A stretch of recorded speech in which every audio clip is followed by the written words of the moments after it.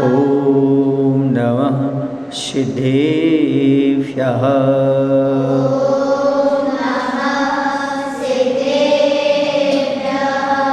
ॐ नमः सिद्धेभ्यः।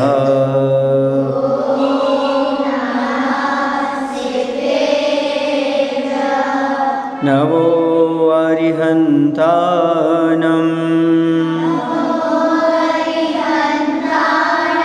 नमो सिद्धानं नमो आयर्यानं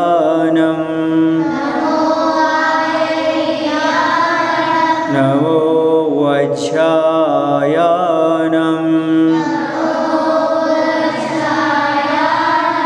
नमो लोये सौसाहुणम्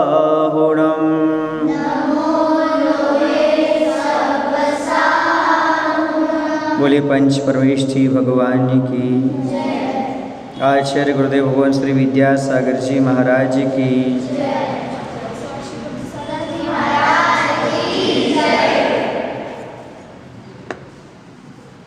आप लोग सब जैनी हैं। नवोकार मंत्र किनको आता है? सभी को आता है। नवोकार मंत्र में सबसे बड़े परमेष्ठी कौन है?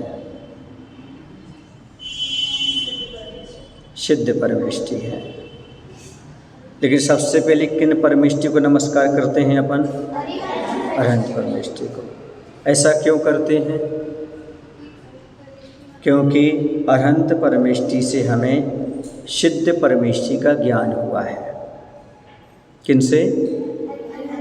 अरहंत परमेष्ठी से सिद्ध परमेष्ठी का ज्ञान हुआ है। जो कुछ ज्ञान हुआ है वह अरहंत परमेष्ठी की दिव्य ध्वनि के माध्यम से हमें प्राप्त हुआ है। इसलिए हमने जिनसे ज्ञान प्राप्त हुआ सिद्ध भगवान का, सबसे पहले उन्हें हमने क्या किया? नमस्कार किया है। अब अरहंत परमेष्ठी का ज्ञान किसने बताया हमें? आचार्य परमेष्ठी ने। किसने बताया? या साधु परमेष्ठी ने बताया?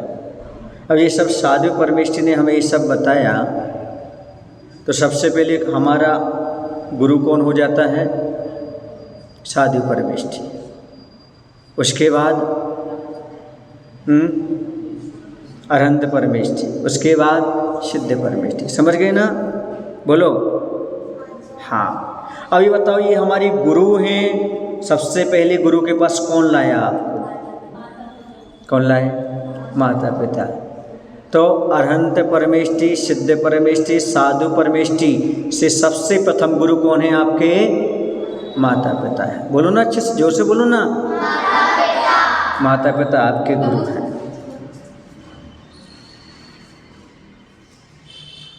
यदि माता पिता आपके गुरु हैं तो आपका कर्तव्य क्या बनता है? सबसे पहले किनकी बात मानना?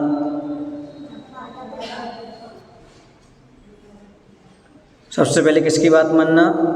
माता पिता। यानी भगवान का परिचय कराने वाले यदि कोई हमारे हैं, गुरु का परिचय कराने वाले कोई हैं, तो हमारे माता पिता हैं।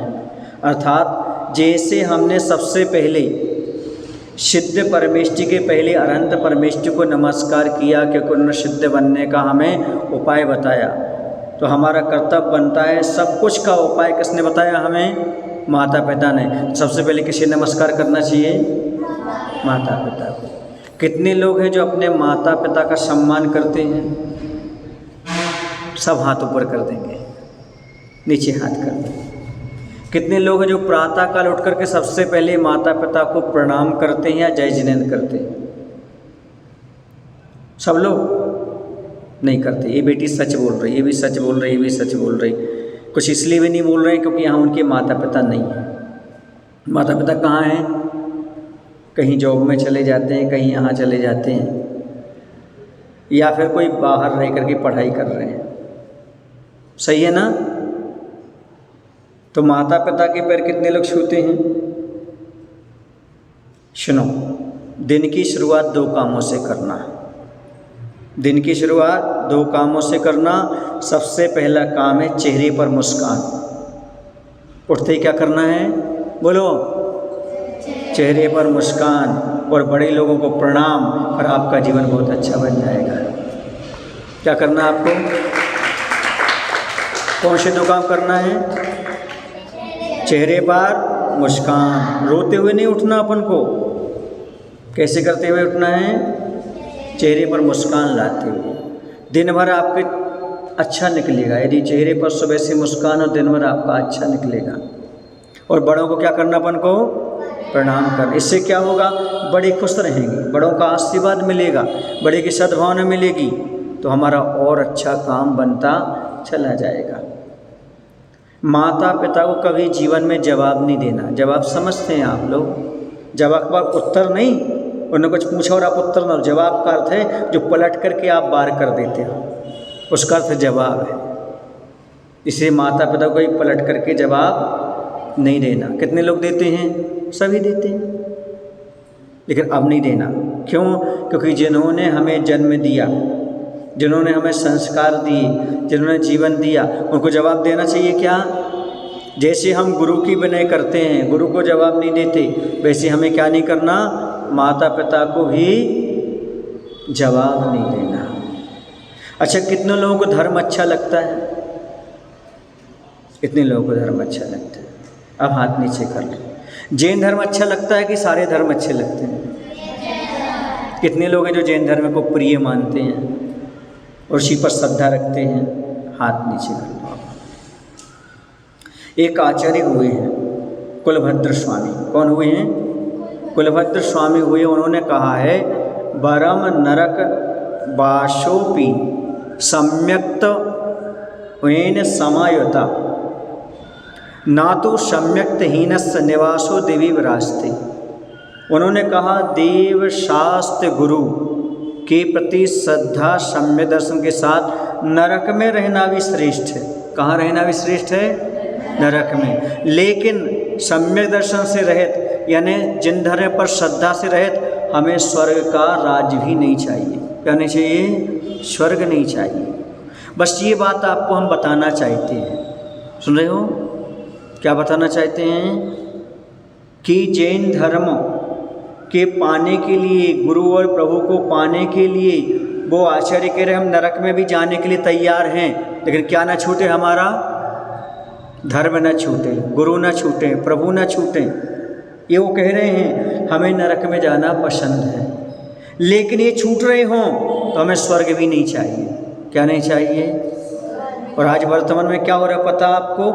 बहुत सारी लड़कियां जिनकी उम्र शादी की हो जाती है, वो कोई भी लड़के से प्यार कर लेती है, चाहे वह कोई भी समाज का हो, चाहे वह कैसा भी हो, वो धर्म छोड़ करके उसके साथ जाने तैयार हो जाती है।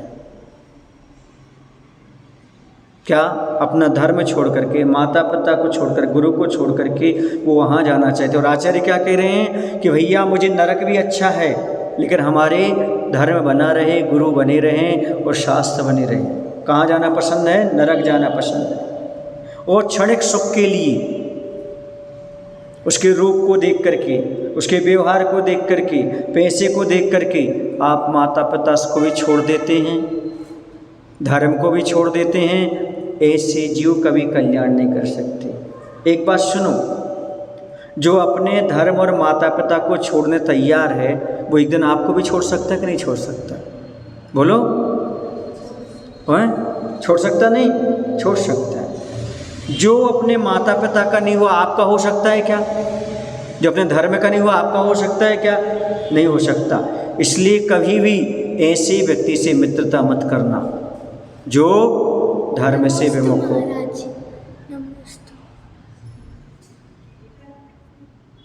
जिसके गुरु और प्रभु एक ना हो, उससे कभी मित्रता मत करना। क्या? आपके प्रभु कौन है? बोलो, आपके प्रभु कौन है? वीतराग प्रभु। कौन है? पता नहीं आप लोग कौन से प्रभु हैं? बड़े लोगों को तो मालूम होगा ना कौन से भगवान है हमारे? वीतराग प्रभु। और हमारे गुरु कौन है? बीतरागी। इसलिए जिसके गुरु और जिसके प्रभु बीतरागी हों उसी से मित्रता करना, वरना उससे मित्रता आज ही खत्म कर देना, उससे मित्रता नहीं रखना। क्यों? सीधे सीधे मित्रता बनते बनते बनते बनते फिर वो जीवन साथी बन जाता है। क्या बन जाता है? इसलिए ऐसे लोगों से मित्रता कभी भी नहीं करना। और वो लोग शादी तो करते हैं लेकिन अपना समय निकाल करके, फिर अपना काम निकाल करके आपको छोड़ देते हैं। ऐसा बहुत सारी बच्चियों के साथ वर्तमान में हो रहा है। आप लोग टीवी के माध्यम से भी देखते होंगे। अभी एक घटना आई कहीं की, बताते हैं, एक शादीशुदा महिला को उठा करके ले गया वो, क्योंकि उसकी पहली मित्रता चलती थी। उसने क्या किया? चैट क्या कहलाता है वो मोबाइल में, क्या करते हैं आप लोग? चैटिंग क्या करते? चीटिंग कहलाती है ना, हाँ चैट वो करते हैं। तो उससे उसकी दोस्ती हो गई, वो उसको लेकर चला गया। उसका 2 साल का बच्चा है, 6 महीने की बच्ची है, घर वो बिलख रहे हैं, वो दोनों गायब हैं, पता नहीं कहाँ है। समझ में आ रहा है?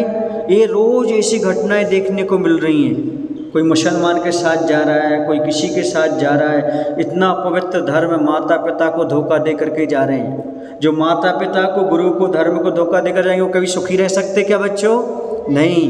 तो ये संकल्प कर लेना आज, यदि हम शादी करेंगे तो जैन से करेंगे, माता पिता की आज्ञा से करेंगे, वरना नहीं करेंगे।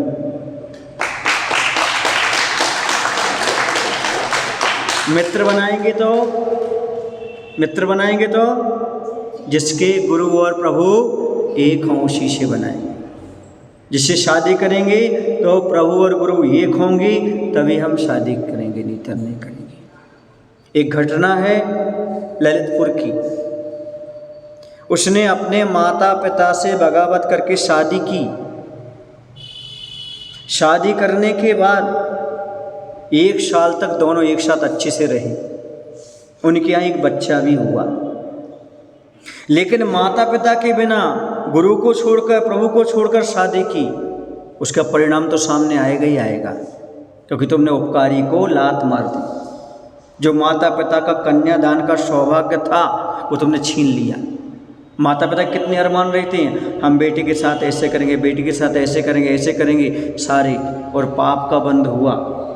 और उसने अपने पास कहीं से पिस्तौल रख रखी थी, और एक दिन दोनों का झगड़ा हुआ। किनका? लंबे रेंज वालों का आपस में झगड़ा हुआ। झगड़ा होने के बाद उसने अपनी पत्नी को गोली मार दी, बच्चे को गोली मार दी और खुद को गोली मार दी। 3 उम्र में क्या मिला? कुछ नहीं। इसलिए कभी भी माता पिता के बिना आज्ञा के कदम नहीं बढ़ाना, वरना क्या दुख उठाना पड़ता है, जीवन बर्बाद हो जाता है। कुछ लोग ऐसे होते भी, हम बिहार करके रास्ते में आए, अच्छे सुनना बच्चों, बिहार करके रास्ते में हम आए तो वहाँ एक ऐसा परिवार मिला जिस परिवार के माता पिता आज भी रो रहे हैं, और उन्हें अपनी बच्ची को खुद जलाया अपने हाथ से। ऐसा क्यों हुआ? ऐसा इसलिए हुआ क्योंकि उसकी जो बच्ची थी वह बाहर पढ़ती थी। बाहर पढ़ते पढ़ते उसका एक मुसलमान लड़के से संबंध हो गया। किससे? मित्रता हो गई। मित्रता होते होते उन दोनों ने आपस में शादी कर ली। अब शादी कर ली, कोर्ट मैरिज हो गई उनकी। माता पिता को बाद में मालूम पड़ा कि इन दोनों की शादी हो गई। उन दोनों ने शादी करने के बाद अब माता पिता क्या कर सकते? कुछ नहीं। और वो एक ही गांव के निकले। वो जिस गांव में माता पिता रहते उसी गांव में वह लड़का भी वहीं रहता था। लेकिन बाहर पढ़ते पढ़ते उनकी दोस्ती हो गई, और उसने बताया नहीं हम किस गांव के हैं। और वहाँ आकर के फिर उसी गांव में रहने लगे। अब रहते रहते पापी लोगों का कोई भरोसा नहीं होता है। वो बहुत बड़े बड़े ख्वाब दिखाते हैं, बाद में ये करते हैं, और बाद में मालूम पड़ा उसने दूसरी लड़की से भी शादी कर ली, और उसको रखा। किसको? जैन लड़की को। और वह पैसे से धंधा कराने लगा। रोज़ 4 लोग आते, उसके साथ पाप करते, वो पैसा कमाता उससे। वो शादी जिससे की उसको अपनी पत्नी बना के रखता। इसको क्या बना के रख लिया? कोठे वाली बना के रख लिया। पाप का धंधा। अब उनके माता पिता को उसने फ़ोन किया, मम्मी पापा मैं नरक में हूँ, नरक से निकाल लो। अब मम्मी पापा ने पहले ही समझाया था बेटा, उनके बिना पूछे तुमने किया। फिर माता पिता का कलेजा कैसा होता है, कैसा होता है, बहुत नरम होता है। बेचारे क्या करें, वो उससे मिलने आए, मिले, बातचीत की, उसने कहा हमारे साथ ऐसा पाप हो रहा है, हमें बचा लो, हम नरक की वेदना सहन करते हैं। अब तुम्हारे पास लिखा पड़ी है, तुमने शादी की, उससे क्या कर लोगे तुम? सुन रहे ना, उसकी जो शादी हुई ना, वो ऐसी शादी नहीं हुई कि वो कोई नैतिक हुई हो, उनका रखेल चलता है उनके यहाँ। मुसलमानों के यहाँ ऐसा हुआ क्यों? क्योंकि जब तक यहाँ तलाक नहीं हुआ तब तक वहाँ शादी नहीं कर सकते। लेकिन वो मानता कि हमारी पत्नी है, तुम हमारी पत्नी नहीं हो, और ऐसा उसके साथ बहुत वर्षों तक चलता रहा। लेकिन वो दबंग लोग थे, पुलिस भी उनसे डरती थी, वो गुंडा लोग थे, क्या करें। पुलिस को बात भेजी, पुलिस तक बात कही, पुलिस ने कहा भाई देखो, या तो वो लड़की को मार डालेंगे या तुम्हें मार डालेंगे, क्योंकि वो दबंग लोग हैं और तुम जैनी हो, अहिंसक हो, तुम कुछ कर नहीं पाओगे, तुम्हारा कोई साथ देने वाला है नहीं है। एक काम करो, उस बच्ची को तुम्हारे घर भेज देते हैं हम, पुलिस वालों ने कहा, बाकी बच्ची को तुम संभालना। फिर वो उठा के ले जाएगा तो क्या करोगे तब? तो घर में लाए और घर में जाकर उनको रख दिया। मालूम पड़ा कि वो लोग फिर लेने आ रहे हैं।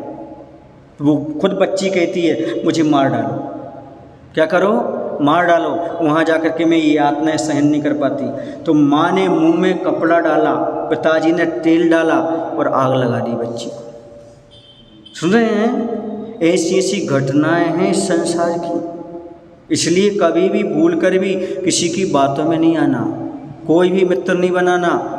सबसे अच्छा मित्र आपके माता पिता है, आपका भाई है, आपकी बहन है, इससे अच्छा कोई मित्र नहीं होता।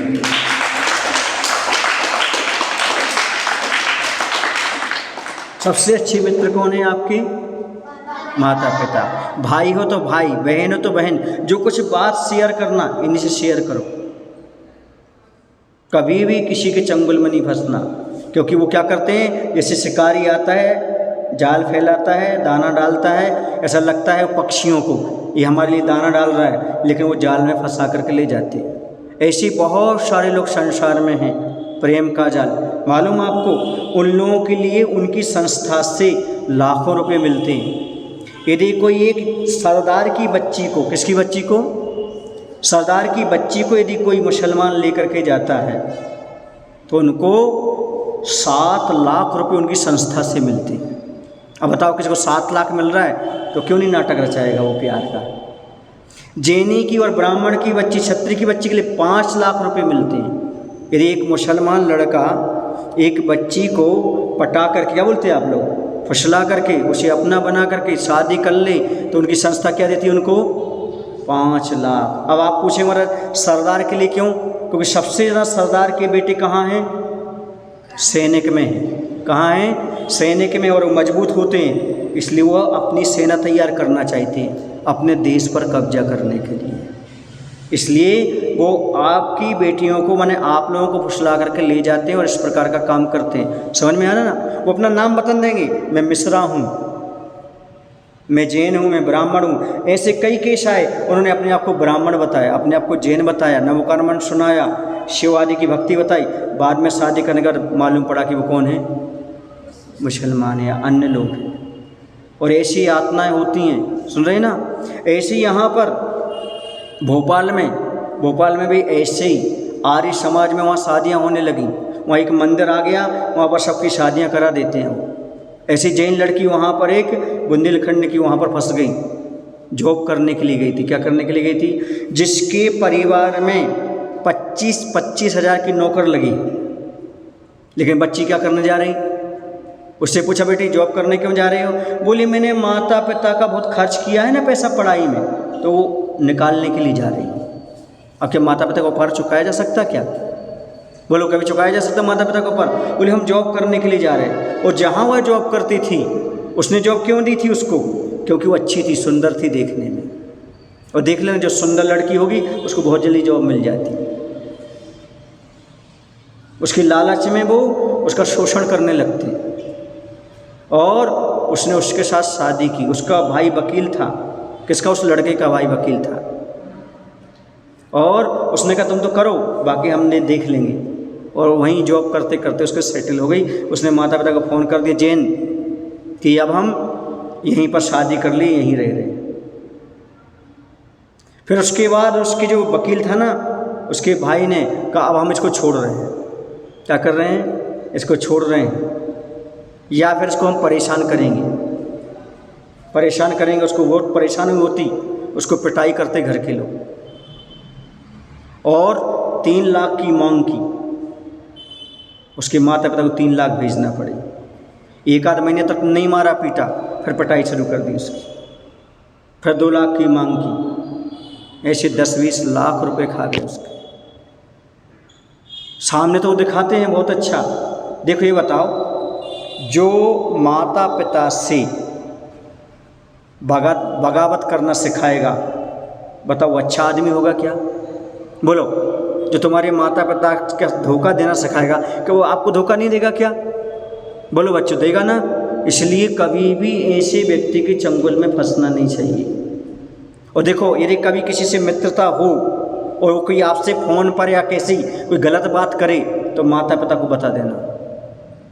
कभी मान लो आपका कोई चीज़ से उसका परिचय हो गया, या आप कहीं स्कूल में पढ़ रहे हैं, कोई स्टूडेंट नहीं है, आपको कोई चीज़ पुस्तक लेना पड़े, है ना, तो होमवर्क आदि करना पड़े, तो यदि वो आपसे कभी भी गलत बात करे मोबाइल पर, तो किसको नहीं छिपाना?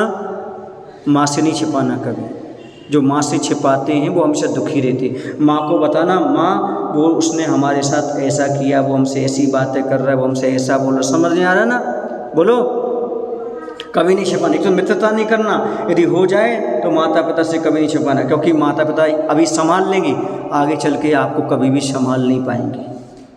यदि आप चाहते हो सुरक्षित रहना, कितने लोग हैं जो अपने शरीर को, अपने धर्म को, अपने को सुरक्षित रखना चाहते? सब रखना चाहते ना?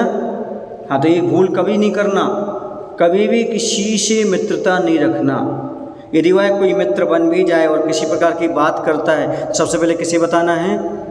बोलो। माता पिता को बताना है। मम्मी पापा वो हमारे साथ ऐसा कह रहा था, ऐसा कर रहा था। छिपाना नहीं, डरना नहीं, क्योंकि शुरुआत में डर जाओगे तो बाद में गलत हो जाएगा।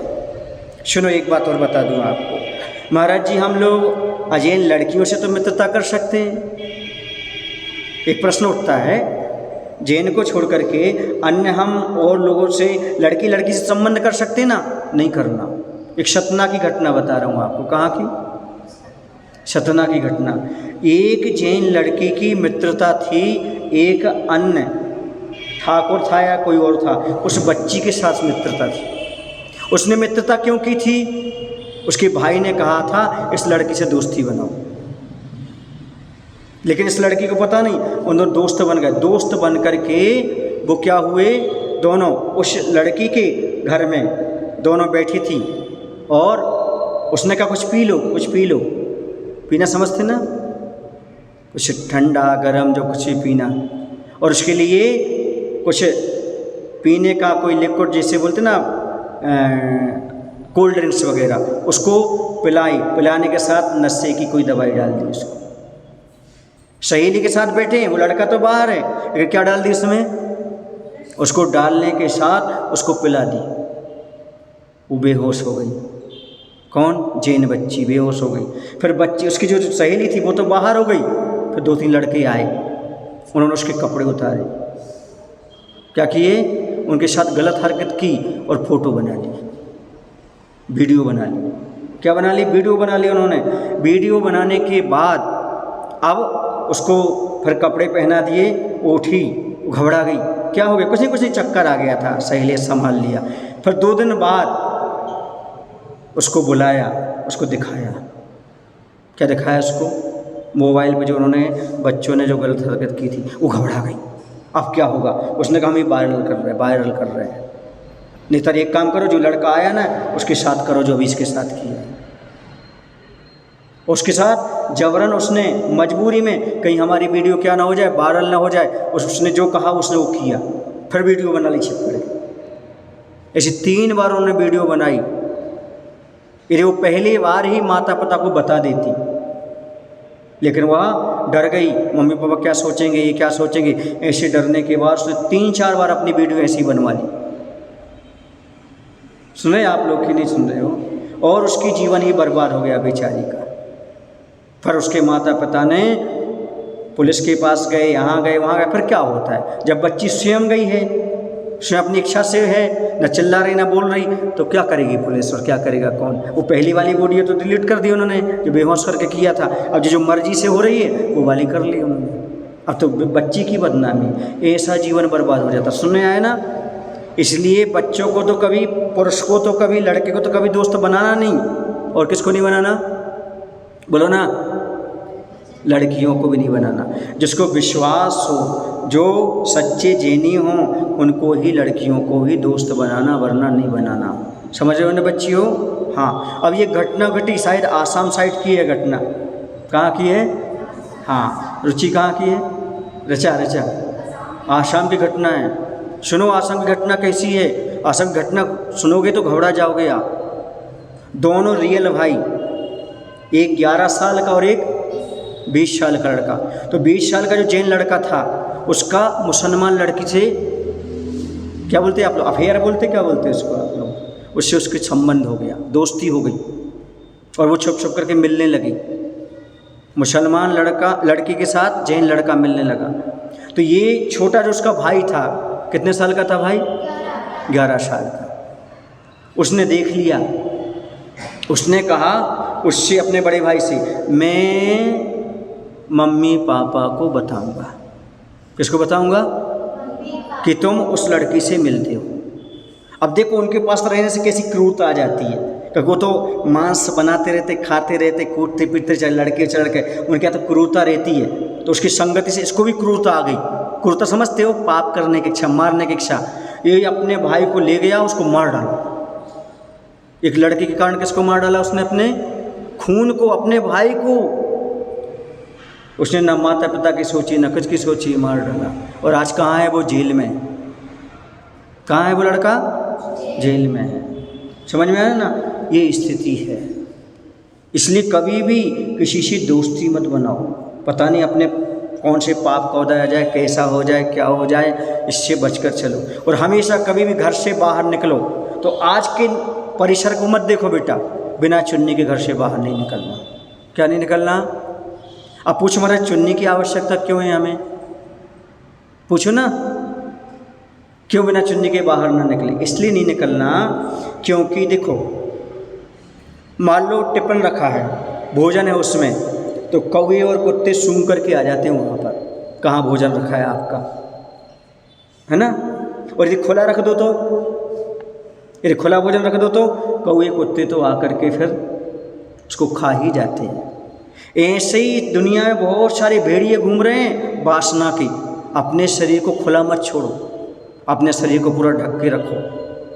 यदि ढक के रखोगे, फिर भी गलती हो जाए, कुछ हो जाए, तो वो भाग्य पर छोड़ दो, लेकिन कभी भी बिना चुन्नी के बाहर नहीं निकलना। घर में कैसे भी रखो, लेकिन जब भी मंदिर आओ, घर से बाहर जाओ, तो बिना चुन्नी ओढ़े कभी बाहर नहीं जाना। सुन रहे हो ना बड़ी बड़ी बच्चियों? कभी नहीं जाना। क्योंकि आपने देखा हुआ ट्रेन के पास लिखा रहता है वहाँ पर, अपने माल की सुरक्षा, क्या लिखा रहता है ना, अपने माल की स्वयं सुरक्षा रखो। ऐसी अपने शरीर की भी स्वयं सुरक्षा रखो। जैसे पुरुष कभी अपना पैसा सबको नहीं दिखाता, बैग में रखता है, चोर चोरा ले जाएगा, ऐसे अपना शरीर आप लोगों को कभी दिखाना नहीं चाहिए, पूरा व्यवस्थित होकर के चलना चाहिए, ताकि कोई भी पापी व्यक्ति बुरी नज़र से न देख सके। क्योंकि आज संसार में बहुत सारे लोग, पापी लोग घूम रहे हैं।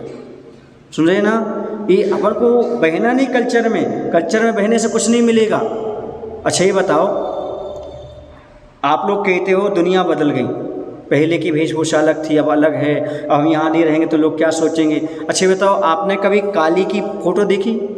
काली बैठती ना नौ दुर्गा में, काली देवी आदि बैठती ना नौ दुर्गा में, दुर्गा देवी, काली देवी आदि बैठती ना। कितने लोगों ने देखी वो?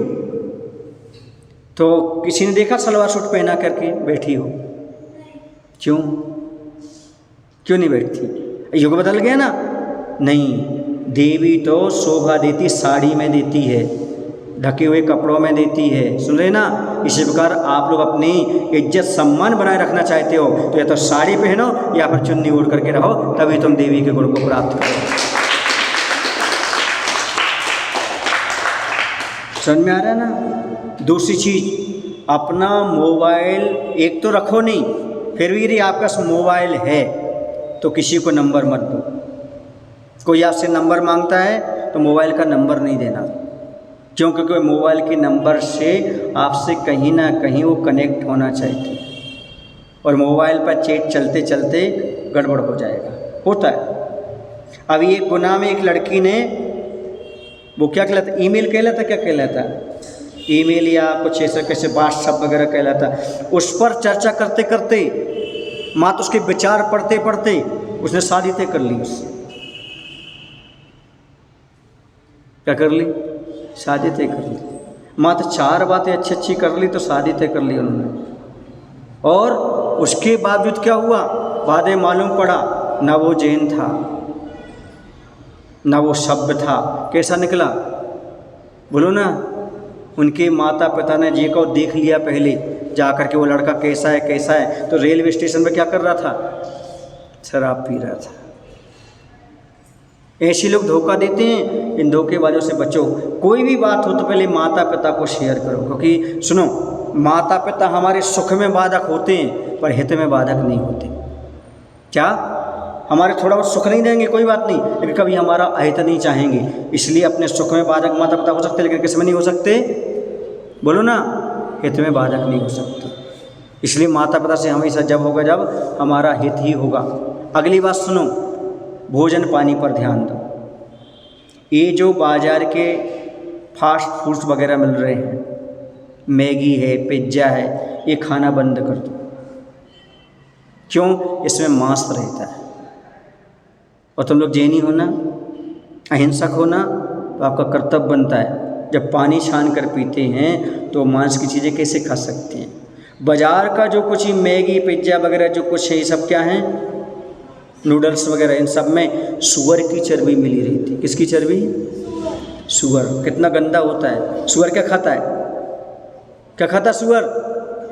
मल खाता है, गंदगी खाता है। उसका मांस खा रहे हो, ये कभी नहीं खाना।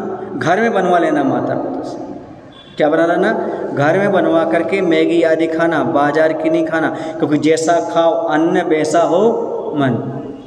फिर आप वहाँ का खा के आओगे, एसिडिटी बढ़ेगी, सिर दर्द होगा, पेट खराब हो जाएगा, पढ़ाई में मन नहीं लगेगा। ऐसा ही होता है। इसलिए बाज़ार के जो खाने की आदत पड़ी है वो बाज़ार का खाना छोड़ दो। अगली बात, जल्दी सोना और जल्दी उठना। 10 बजे सो ही जाना, 9 बजे मोबाइल मम्मी पापा को दे देना। कितने बजे रात को? 9 बजे के बाद मोबाइल अपने पास नहीं रखना। बोलो क्यों? क्योंकि रात में कोई नहीं रहता तो उसमें जो चीज़ आती है वो देखने की इच्छा हो सकती है। गंदी चीज़ भी उसमें आ सकती है, अच्छी चीज़ भी आ सकती है। इसलिए 9 बजे के बाद मोबाइल नहीं चलाना। अभी मुगावली का एक लड़का दोनों कानों में, क्या कहलाता वो, ईयरफोन लगा करके सो गया, मतलब लेट गया। लेटे लेटे वो मोबाइल चालू कर दिया उसने और मोबाइल चालू रहा। अब करंट लगा कि उसकी रेडियस निकली, जो कुछ भी रे वगैरह निकली, उसको ब्रेन हेमरेज हो गया। कभी भी कान में ईयरफोन लगा करके लेट करके मोबाइल चालू नहीं करना। यदि नींद लग जाती है तो बहुत बड़ा नुकसान हो जाता है। जैसे आप लगातार मोबाइल चलाते हो ना तो आपकी आंखों पर असर पड़ता है। देखो, लैपटॉप वगैरह दूर रहते हैं, बड़ी रहती है उनकी स्क्रीन, सब कुछ दिखता है, लेकिन मोबाइल बहुत खतरनाक है। बहुत जल्दी चश्मा लग जाएगा, अच्छा मोटा वाला लेंस वाला। इसलिए मोबाइल कम से कम देखो, अच्छी चीज़ें देखो। यदि चैनल देखना आपको तो अच्छी चैनल देखो जिसमें मुनियों के, गुरुओं के प्रवचनवादी आते हैं, अच्छी शिक्षाएं मिलती है, पाठशाला आदि, वो देखने का प्रयास करो और कम से कम देखो। एक बार एक बच्ची बाहर पढ़ती थी, हमने उससे कहा बेटा बाहर रहते हो तो कभी भी ऐसे पदार्थ नहीं खाना पीना दोस्तों के साथ जो धार्मिक दृष्टि से गलत माने जाते हैं, माता पिता गलत मानते हैं, जैसे बीड़ी है, तम्बाकू है, सिगरेट है, शराब है। तो उस बच्ची ने हमसे प्रश्न किया, अच्छे सुनना, उस बच्ची ने हमसे प्रश्न किया, महाराज जी शराब और शरबत में क्या अंतर है? शराब भी अंगूर को सड़ा करके बनती है और शरबत भी अंगूर का हो सकता है। ये फलों का शरबत बनता है और फलों की शराब बनती है, इसमें अंतर क्या है? बोले हम नहीं समझते महाराज जी कि ये सड़ाया जाता है, ऐसा किया जाता है, ऐसा है, ये शरबत भी पुराना होता है, हम नहीं।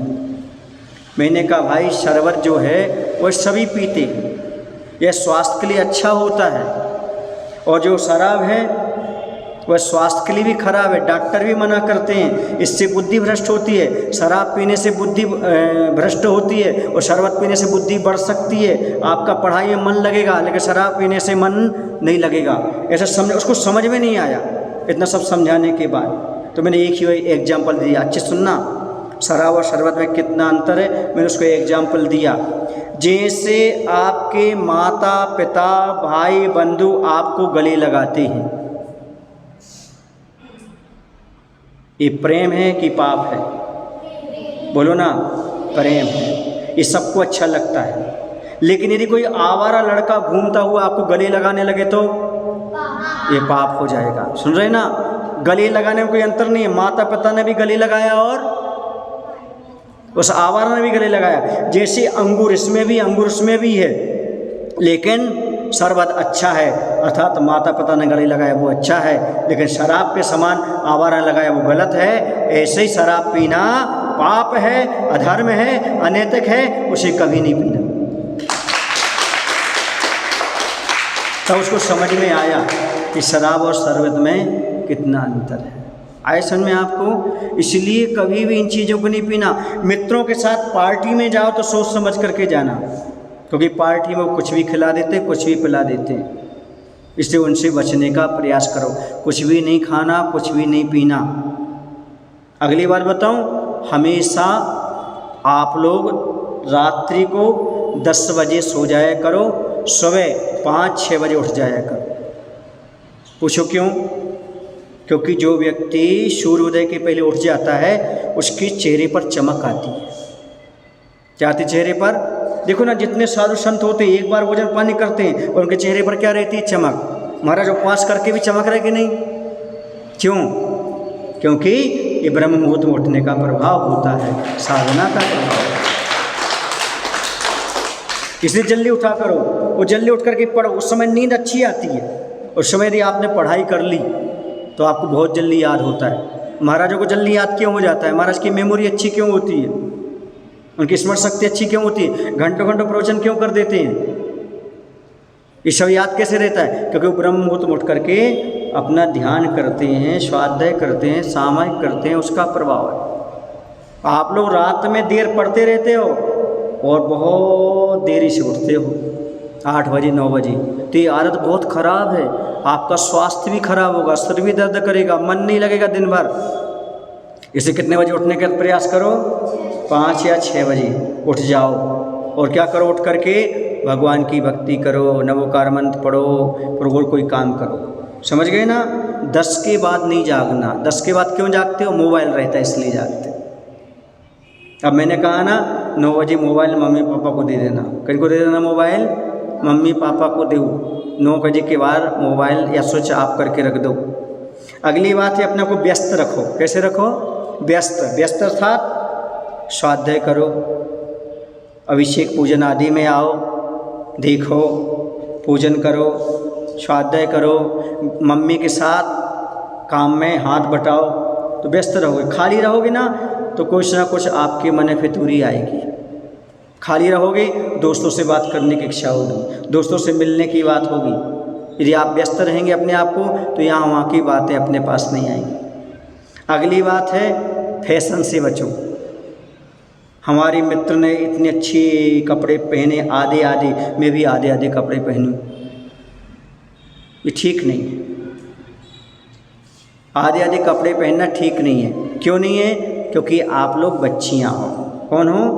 और माता पिता भी ध्यान रखें, उनको ऐसे कपड़े ना पहनाएं, क्योंकि माता पिता की नज़रों में बच्चियां कैसी रहती हैं? छोटी रहती। कितनी बड़ी हो जाए माता पिता को तो बच्ची कहलाएगी ना, लेकिन दुनिया की नज़रों में बच्ची तो रहती ना।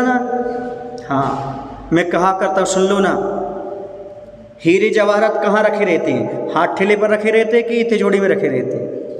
बोलो। रत्न हीरे जवाहरात तिजोरी के अंदर एक डिब्बी, डिब्बी के अंदर एक डिब्बी, डिब्बी के अंदर एक पैकेट, उसके अंदर रखा रहता है हीरा सोना जवाहरात। तो माता पिता के रत्न हो कि नहीं हो? बोलो। हो। कि मूंगफली हो? मूंगफली समझते सेंगदाना, कि भिंडी हो, कि लौकी हो, कि हाथ टिल्ला पर लेकर घूम रहे हैं? जिनके माता पिता अपने बच्चों को बिना चुन्नी के बाहर निकलने देते हैं, वो समझ जाना, और जो बाहर निकलते हैं वो अपने आप को भिंडी लौकी समझ रहे हैं, और जो व्यवस्थित होकर निकलते हैं वो रत्न है, सोना है, हीरा है। क्योंकि हीरे को कभी बाहर खुला नहीं रखा जाता। हीरे को तिजोरी के अंदर, डिब्बी, डिब्बी के अंदर, डिब्बी, डिब्बी के अंदर पुड़िया व्यवस्थित होकर के रखना पड़ता है। रत्न है, ऐसे यदि आप अपने बच्चियों को रत्न समझते हो तो उनको व्यवस्थित परिधान के साथ ही बाहर भेजना चाहिए। और सुनो, जितने अधिक आपके लिए नुकसानदायक क्रीम है, पाउडर हैं, साबुन हैं, उससे ज़्यादा नुकसानदायक कोई चीज़ है ही नहीं। चाहे वो लिपस्टिक हो, चाहे नाखून पॉलिश हो। अभी आप लोग सुंदर नहीं लग रहे क्या? आपके नाखून सुंदर नहीं है क्या? हैं, फिर उसको खून से पोतने की क्या आवश्यकता है? फिर मुंह में लिपस्टिक जिसमें खून रहता है अंदर जाएगा, उसमें ऐसे केमिकल रहते हैं जो अल्सर पैदा करते हैं। लिपस्टिक, नाखून पॉलिश में क्या रहते हैं? केमिकल जो आपके अंदर अल्सर पैदा करते हैं, बच्चेदानी पर बहुत दुष्प्रभाव पड़ते हैं और कई प्रकार के रोग हो जाते हैं शरीर में। फिर कहते महाराज डॉक्टर कह रहा कोई रोग ही नहीं है, डॉक्टर सब चेक करा लिया, कोई बीमारी नहीं निकल रही, पच कुछ है नहीं रहा है, उल्टी इच्छा हो जाती है, मन लगता नहीं है, सिर भारी भारी रहता है। क्यों? क्योंकि ये सब चीज़ें उपयोग करोगे तो इसी प्रकार का आपके साथ होगा। इसलिए इन सब से बचने के लिए आप किससे बचो? फैशन से बचो। जितना सात्विक रहोगे, अच्छे से रहोगे, उतने सुंदर लगोगे। लिपस्टिक लगाने में कुछ नहीं लगता। ये सब यदि लिपस्टिक लगाने से गोरे होते तो भैंस को लगा कर देखो ना, गोरी हो जाएगी ना? नहीं होगी। ये तुम्हारी धारणा है। सुबह से उठो और सबसे अच्छे यदि आपको लगता है कुछ लगाना है तो घी लगाओ। क्या लगाओ? घी, या फिर एलोवेरा, एलोवेरा का पेस्ट बना लो, उसको लगाओ, या फिर नींबू आदि मिला करके उसको लगाओ, तो आप देखो आपके चेहरे की चमक कितनी अच्छी आती है। पर आप लोग ये जो चीज़ें लगा रहे हो ना, ये साइड इफ़ेक्ट वाली सारी की सारी चीज़ें, कहीं कुछ दाग आएंगे, कहीं कुछ दाग पड़ेंगे, कहीं कुछ होगा, पर आपको दिक्कत हो जाएगी शरीर में भी, और अंदर भी, आपके बॉडी के अंदर भी ये प्रवेश करके नुकसान पहुंचाते हैं। तो कुछ बातें हमने आपके सामने आज रखी। सबसे मुद्दे की बात क्या है? हमें हर किसी को मित्र नहीं बनाना। एक बात और, कभी किसी को गिफ्ट ना देना है ना लेना है। गिफ्ट समझते ना? गिफ्ट मात्र अपने परिवार के लोगों को देना है, लेना है, पाठशाला के सदस्यों को देना और लेना है, और अन्य किसी को कोई गिफ्ट नहीं देना। और कोई गिफ्ट दे तो लेना ही नहीं है, क्योंकि पहले गिफ्ट होती है फिर लिफ्ट होती है। पहले गिफ्ट देना चाहता है, फिर आदमी आपसे लिफ्ट मांगना चाहता है, आपके नज़दीक आना चाहता है। गिफ्ट लिफ्ट फिर शिफ्ट हो जाते हैं दोनों, समझ रहे ना? इसलिए कभी भी गिफ्ट नहीं लेना किसी से, किसी को गिफ्ट नहीं देना। सुन रहे बच्चों? हाँ। और कभी भी कोई कितना भी प्रयास करे, खाने पीने की चीज़ किसी से नहीं लेना। बोल देना हम घर में ही जाकर खाते हैं। किसी भी मित्र से कोई चीज़ खाने पीने की नहीं लेना। पता नहीं उसमें कौन सी आपके साथ चीज़ मिला करके दे दी जाए, ताकि आपकी बुद्धि भी भ्रष्ट हो सकती है। भले आपके साथ गलत ना कर पाए वो, लेकिन आपकी बुद्धि भ्रष्ट हो सकती है, आपको जीवन भर के लिए कोई बीमारी लग सकती है। इसलिए हर किसी का दिया हुआ सामान उपयोग नहीं करना। समझ में आ रहा है आप लोगों को? ऐसी स्थिति कई जगह घटित होती है और हो रही है, उससे बचने का प्रयास करो। चाहे तुम कॉलेज में पढ़ो, चाहे आप कहीं हॉस्टल में रहो, इन चीज़ों से बचो। क्योंकि क्या होता है, आपके कोई अच्छी पेय पदार्थ जो आप शाकाहारी ऐसे पेय पदार्थों की चीज़ मिलाकर आपको एक बार दे दी उन्होंने, और उसको लत लग जाती है, उससे मांस भी हो सकता है, उसमें कोई नशा भी हो सकता है, और उसके बिना जीते नहीं।